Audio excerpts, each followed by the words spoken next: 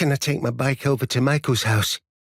Peggy Jones looked up from the book she was reading, a historical saga about a family fighting to survive the American Civil War, and said, "All right, but I want you back by 5. We're having spaghetti for tea."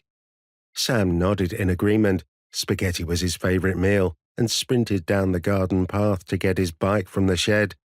Peggy, who was reclining on a garden chair in the Sunday afternoon summer warmth, smiled at her son's enthusiasm. She tried to remember if she'd been so full of life at that age.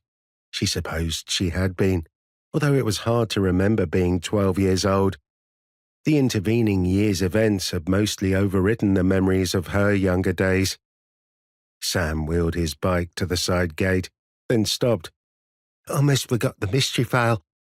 He leaned the bike against the fence and ran into the house to fetch the notebook which he and his friend Michael had dubbed the mystery file. Peggy had no idea what was in the notebook or why it was so important to the boys, but she was glad her son had interests that stretched beyond computer games and social media. He had always been an avid reader, and the first books he'd ever read were about solving mysteries: The Secret Seven, The Famous Five, Sherlock Holmes, The Three Investigators, and The Hardy Boys. Peggy had thought the books old-fashioned, but Sam loved them so much that he had proclaimed at the age of 9 that he was going to become the world's greatest detective.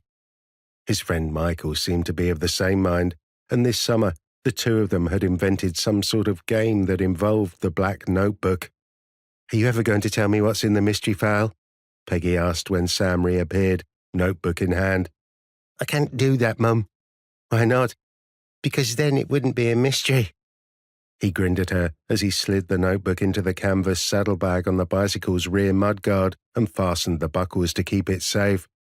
The bike had once belonged to Peggy's husband, and Sam had never asked for a newer model. Peggy was sure that riding it made Sam feel closer to his dead father. She never asked about it, though, because some things didn't need to be analysed and lost their magic if they were examined too closely.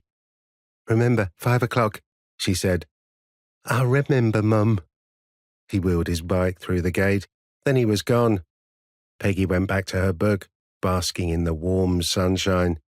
This was the first week of the summer holidays, and she'd taken it off work to look after Sam. When she returned to her job at the supermarket next week, her mother, who lived a couple of miles away, would take over parental duties during Peggy's shifts. It had been like this every summer for the last 3 years, ever since Peggy's husband, David, had passed. Sam got on well with his grandma, and she spoiled him with sweets and homemade apple pie, but he preferred to be at home, Peggy knew. After the upheaval of the past few years, the boy needed security.